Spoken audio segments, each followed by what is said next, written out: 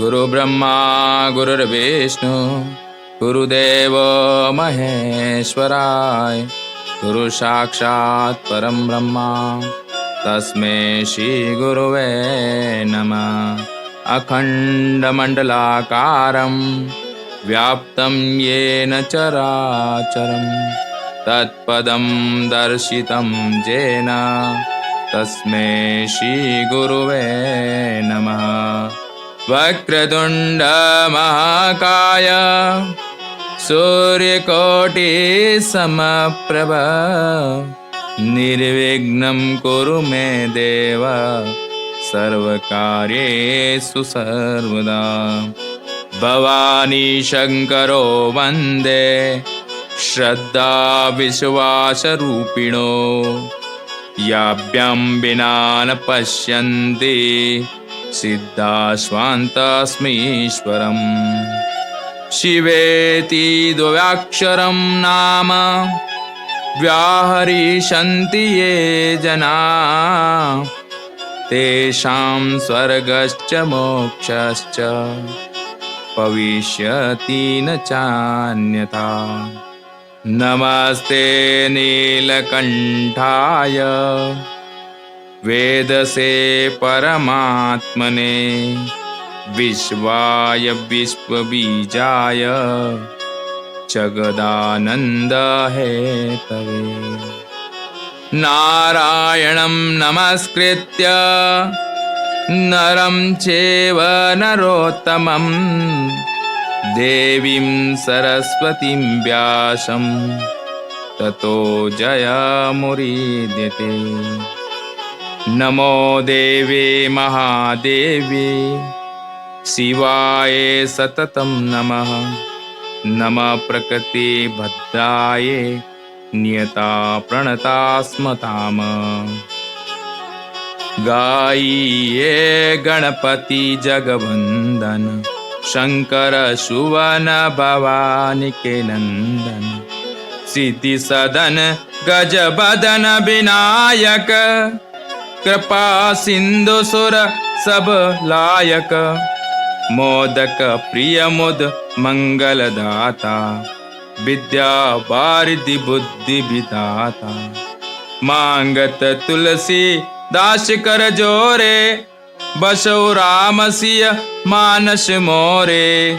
माता पिता गुरु गणपति सारद सिया समेत शंभु मुनि नारद। महावीर विनवो हनुमाना राम जासु जस आप बखाना।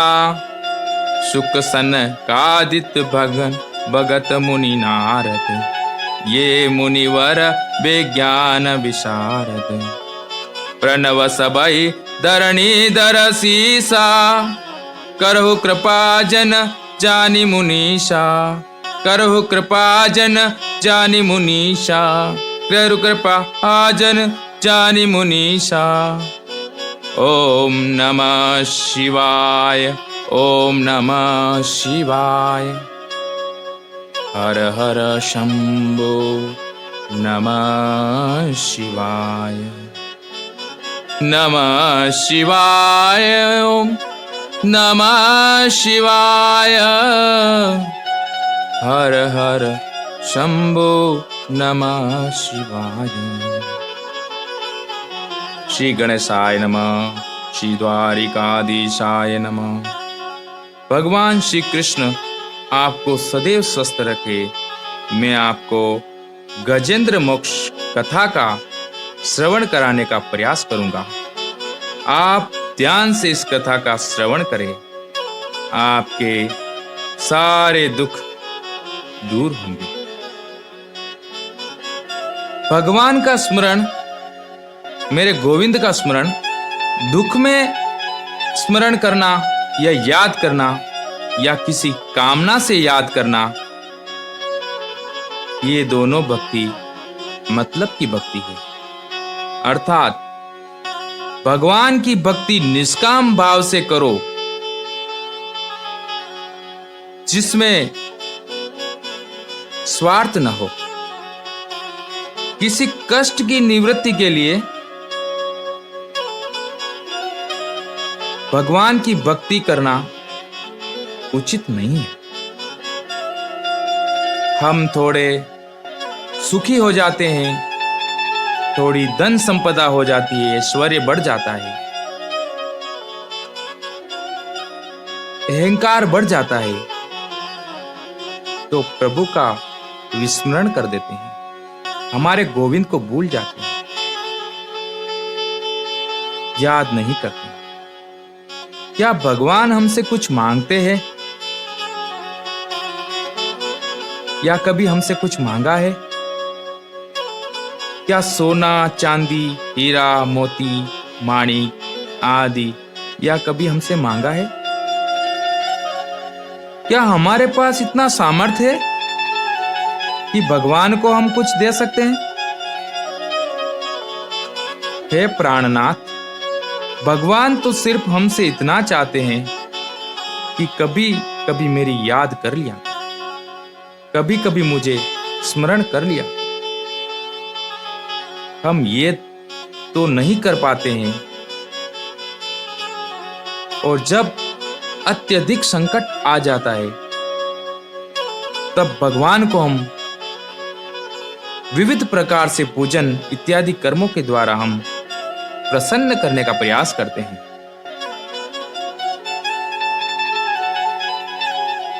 इस कथा में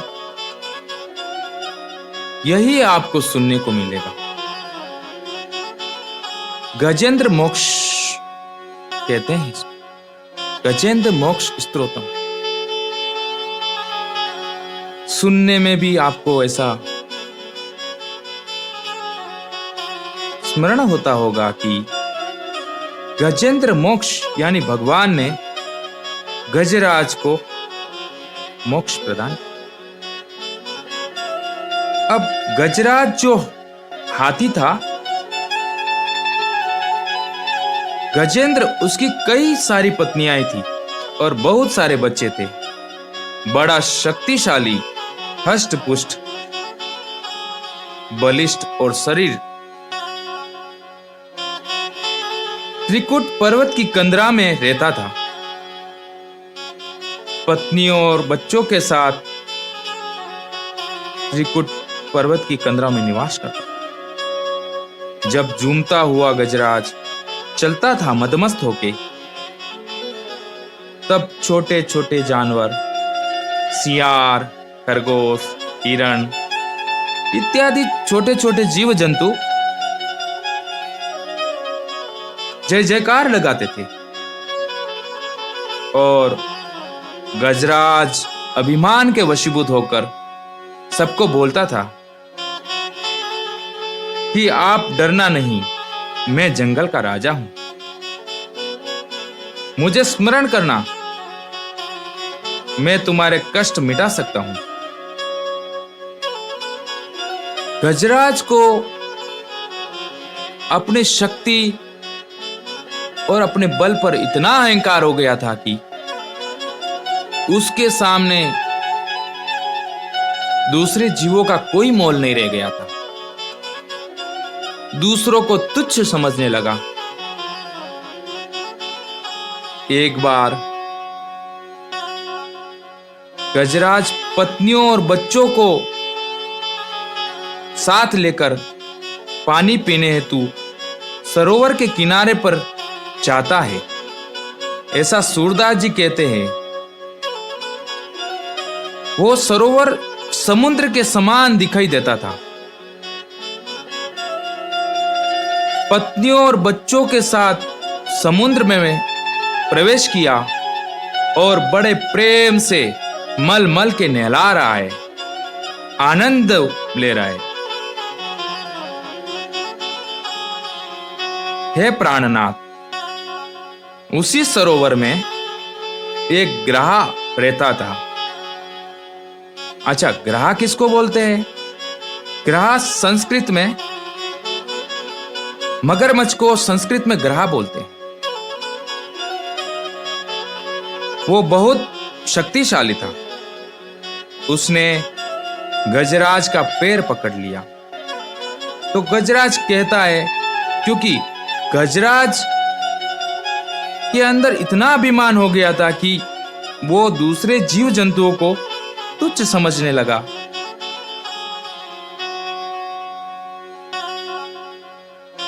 गजराज अपनी पत्नियों से कहता है, हे देवी, मेरा पैर किसी छोटे जंतु ने पकड़ लिया है।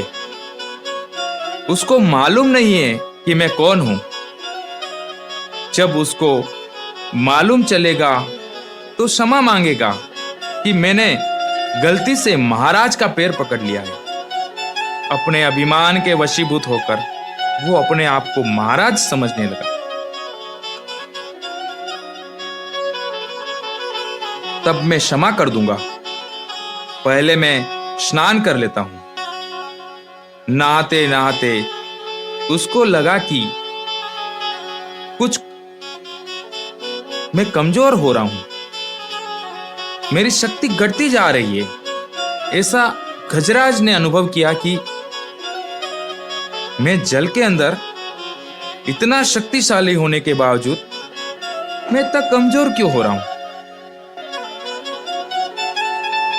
क्योंकि जो ग्रास है वह जलीय जीव है और वह गजराज का रक्त पान कर रहा है और ग्रह की शक्ति बढ़ती जा रही है।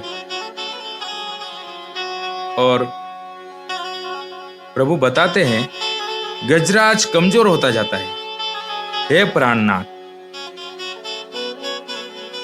तो गजराज जल के अंदर नजर डालकर देखता है तो वो एक विशालकाय ग्रह ने उसका पैर पकड़ रखा है। वह अपनी पत्नियों और बच्चों से बोलता है कि किसी बड़े ग्रह ने मेरा पैर पकड़ लिया है। हे देवी, मैं संकट में हूं, मुझे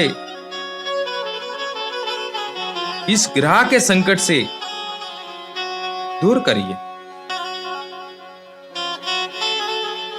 तभी पत्नियों और बच्चों ने सूंड पकड़कर खींचा, लेकिन वो तो छूटता ही नहीं है, क्योंकि वो जलीय जंतु है। जल के अंदर उसकी शक्ति का कोई अनुमान नहीं लगा सकते हैं। पत्नियों ने सूंड हटाई और मुंह फेरकर चलने लगी।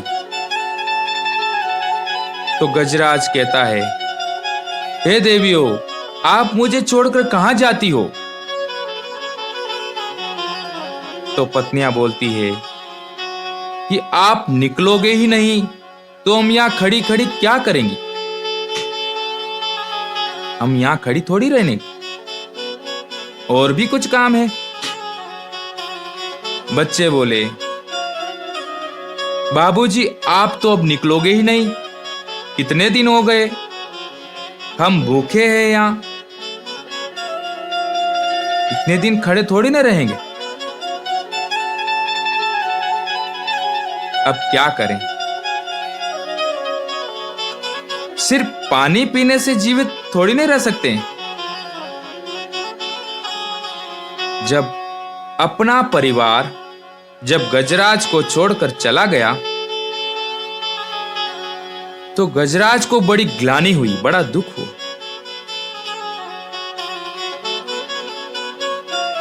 तभी बाबा बताते हैं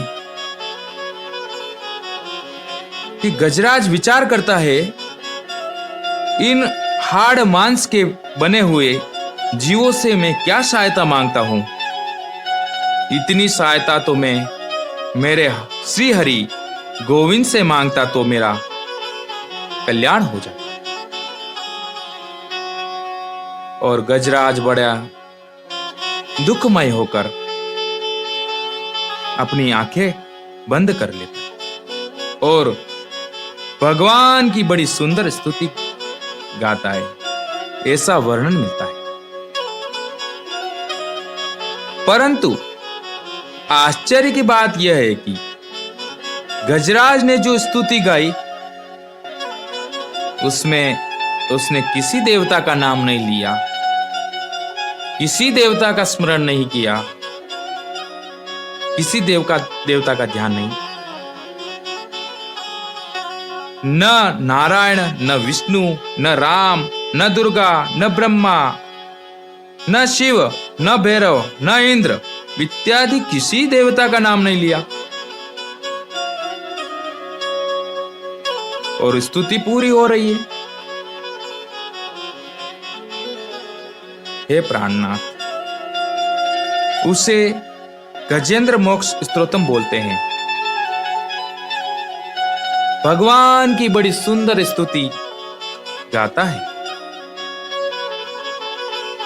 एवं व्यस्थितो बुद्ध्या समादाय मनोरथी जपाप परम जाप्य प्राज्ञ जन्मन्यो शिक्षितम।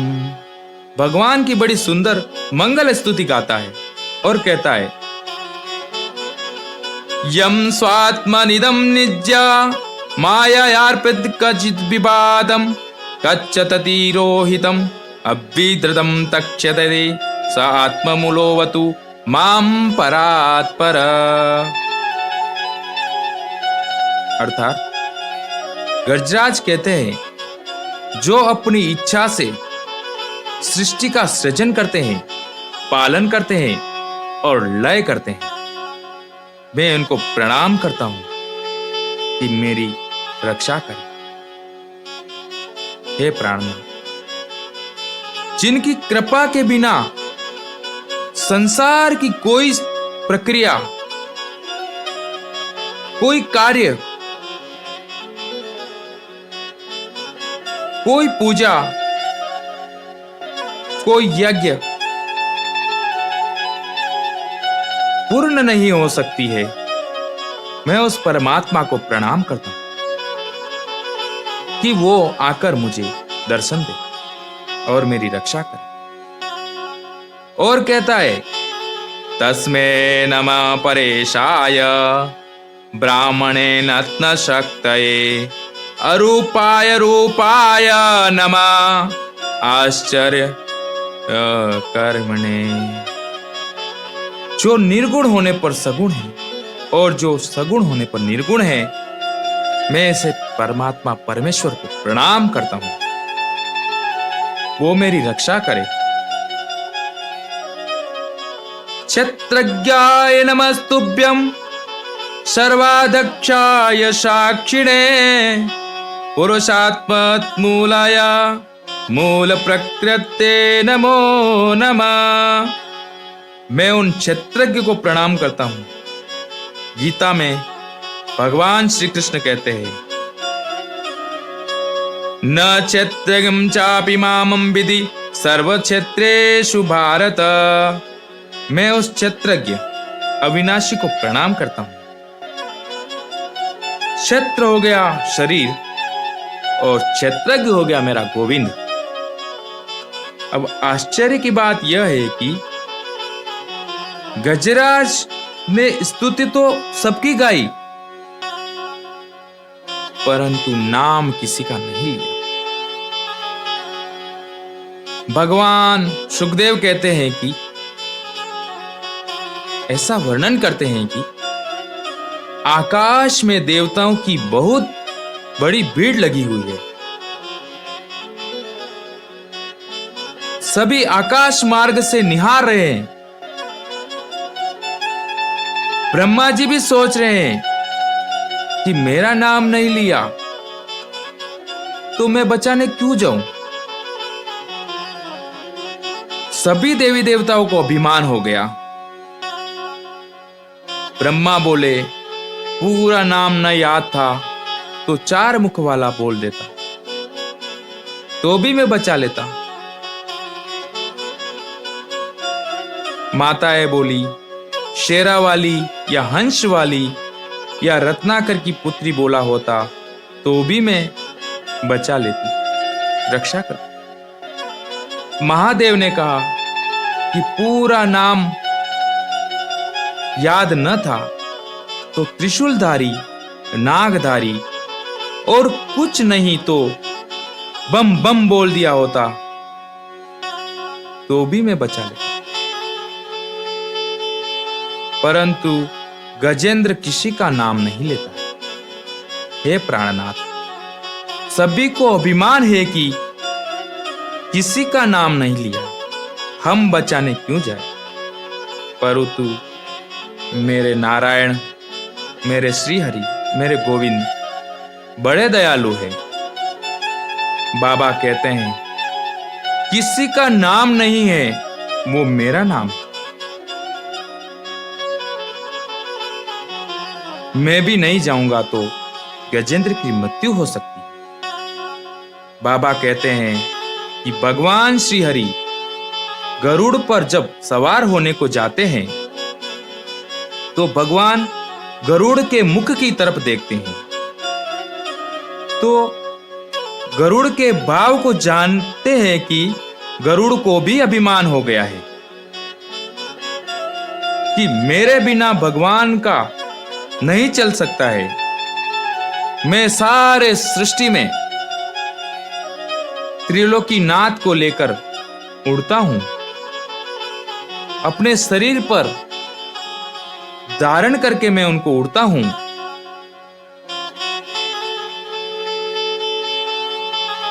मुझ में भी अथाह शक्ति है और मेरी शक्ति के कारण यह मैं कर सकता हूं। अपने आप को बहुत सामर्थ्यवान और सर्वश्रेष्ठ समझता है। गरुड़ जी अभिमान के वशीभूत होने पर ऐसा विचार करते हैं। तभी भगवान श्री हरि कहते हैं ये क्या हो गया है। गजराज को बचाने से पहले मुझे गरुड़ जी को बचाना पड़ेगा, क्योंकि इनको तो अभिमान रूपी ग्रह ने पकड़ रखा है। तभी नारायण ने अपनी एक उंगली गरुड़ के ऊपर रखी और कहा अब उड़ो। तभी गरुड़ जी उड़ने का प्रयास करते हैं, परंतु सिर्फ पंख फड़फड़ाते हैं, लेकिन उड़ नहीं पाते हैं।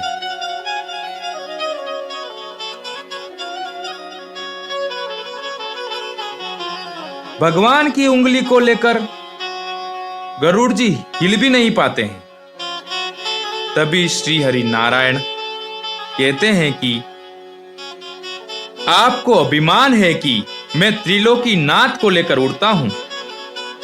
अरे आप में क्या सामर्थ्य है कि आप मुझे लेकर उड़ सकते हो, वो भी मैं आपको अपने दोनों चरणों में लेकर उड़ता हूं। तब गरुड़ जी कहते हैं हे प्राणनाथ, क्षमा, आप मुझ पर विराजित हो जाइए। दूसरी तरफ गजराज किसी का नाम नहीं लेता है, लेकिन भगवान श्री हरि गरुड़ासीन होकर आते हैं तो श्री सुखदेव जी वर्णन करते हैं कि सौन्तस्र सरस्सु बलेन गृहीता दृष्ट्वा गरुत्मनि हरिख उपात चक्रम उक्षेप्त साम्भोजकरं गिरमाह कृच्छा नारायणाखिल गुरो भगवन् नमस्ते। अब तक नाम नहीं लिया। जैसे ही प्रभु को अपनी तरफ आते देखा, वैसे ही तत्क्षण कमल का पुष्प तोड़ा और श्री हरि को समर्पित कर दिया और बोलने लगा, हे नारायण, हे अखिल गुरु, मैं आपको नमस्कार करता हूं।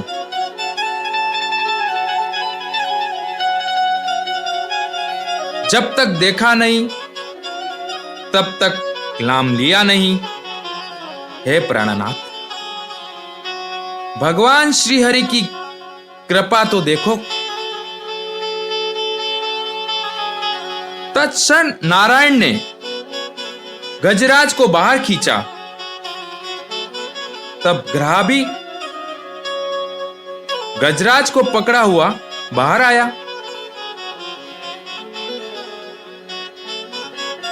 अतः श्री नारायण ने अपने दिव्य सुदर्शन से ग्रह का सर धड़ से अलग कर दिया। हे प्राणनाथ, अब यहां एक और चमत्कार हो गया। यह ग्रह कौन था, मैं आपको बताता हूं। यह कौन साधारण जीव न था, ये हुहु नामक गंधर्व था और देवल मुनि के श्राप से ग्रह बना था। यह गंधर्व देवताओं की मंडली में हास्य विनोद करने वाला गंधर्व था।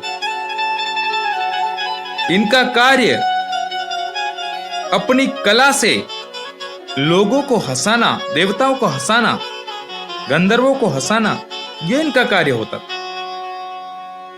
ये दो भाई हैं, एक का नाम हाहा, दूसरे का नाम हुहु। अब देखो, ये हुहु नामक गंधर्व नदी के किनार पर बैठा हुआ था।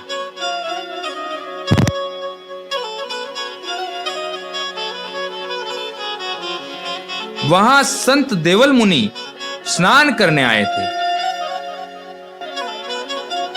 आप शायद जानते होंगे कि संत, ऋषि, मुनि, विद्वान पुरुष इत्यादि नदी में खड़े होकर सूर्य को अर्घ्य देते हैं और मंत्र जपते हैं और आदि भगवान का स्मरण करते हैं। यदि नदी के तट पर किया हुआ मंत्र इत्यादि जल्दी सिद्ध हो जाता, तो देवल मुनि माला जप रहे हैं। तभी हुहु नामक गंधर्व विचार करता है कि संसार को तो मैं हंसाता हूं, अब आज बाबा के साथ हास्य कर लेता हूं। उसने जल में डुबकी लगाई और तल भाग में जाकर डुबकी लगा ली और बाबा का पैर पकड़ लिया। मुनि तो माला सब छूट गई और तप में विघ्न उत्पन्न हो गया। तभी देवल मुनि को क्रोध आया और उन्होंने श्राप दे दिया कि तुम मुझे मेरा पैर पकड़ने में इतना आनंद आता है, तो मैं तुम्हें श्राप देता हूं कि तुम ग्रह बन जाओ तथा जलीय जीव बनकर समुद्र में रहना। तभी वो कहता है, हे बाबा, आपने ये क्या कर दिया? मैं तो गंधर्व हूं, मैं तो मनुष्यों के मन के दोष को दूर करने के लिए हास्य करता हूं। मुझे हास्य करना, हंसाना बहुत अच्छा लगता है। किसी को नुकसान पहुंचाना मेरा उद्देश्य नहीं है। तभी देवल मुनि बोलते हैं, हे प्राणनाथ, मेरे से ये क्या हो गया? जो होना था सो हो गया, लेकिन अब आपको ग्रह बनकर रहना पड़ेगा। लेकिन श्री नारायण के दिव्य सुदर्शन का स्पर्श होते ही ग्रह रूपी शरीर से मोक्ष मिल जाएगा। अतः श्री नारायण ने दो दो मोक्ष प्रदान किए, एक और ग्रह को तथा दूसरी तरफ गजेंद्र को। पहली मुक्ति ग्रह से गजेंद्र की तथा दूसरी मुक्ति ग्रह से गजेंद्र की, ग्रह से ग्रह की। यानी गोविंद के हाथ से बचना भी मुक्ति है और गोविंद के हाथ से मरना भी मुक्ति है।